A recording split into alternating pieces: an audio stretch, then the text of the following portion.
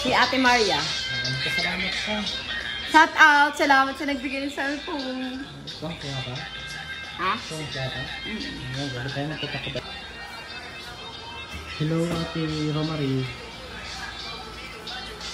Balita ko na ba binigyan ng cellphone. Yan, nasinig ko kayo. Si Ate Maria. Salamat ka. Shout out! Salamat sa nagbigay ng cellphone. Kung kaya ka? Ha? Kung kaya ka?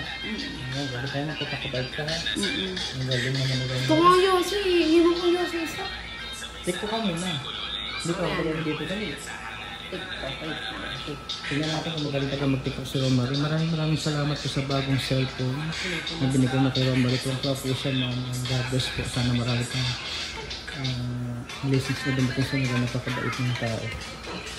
Kasi mag-tiktok po siya sa bagong cellphone.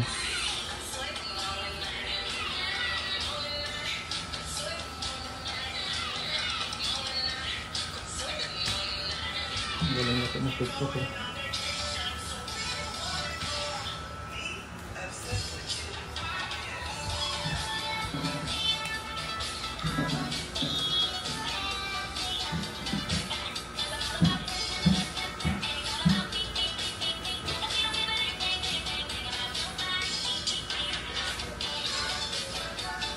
Galing na.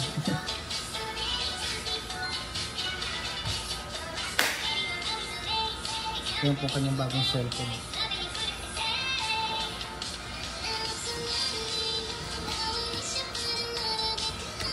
Ang galing na. Nakakatuwa siya ng talaga. Yan na, siya na.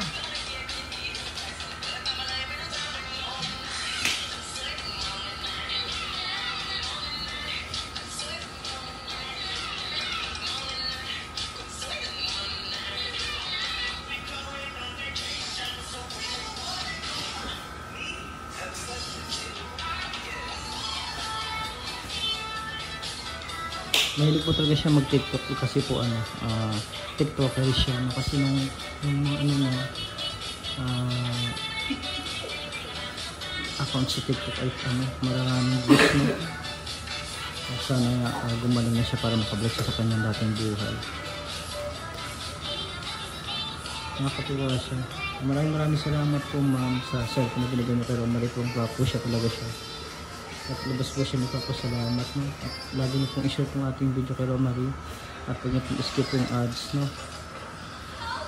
At samahan po na rin natin ang dasal na agad siyang gumaling no? Dahil napakabata niya pa po, 20 years old pa lang po siya.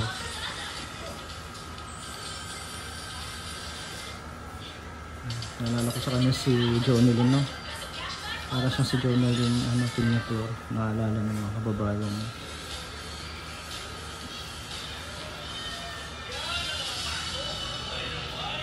Ito pong update natin kay Romary Baldabino. Pa-share po ng video mga kababayan. God bless po. Maraming salamat po ulit sa cellphone ma'am.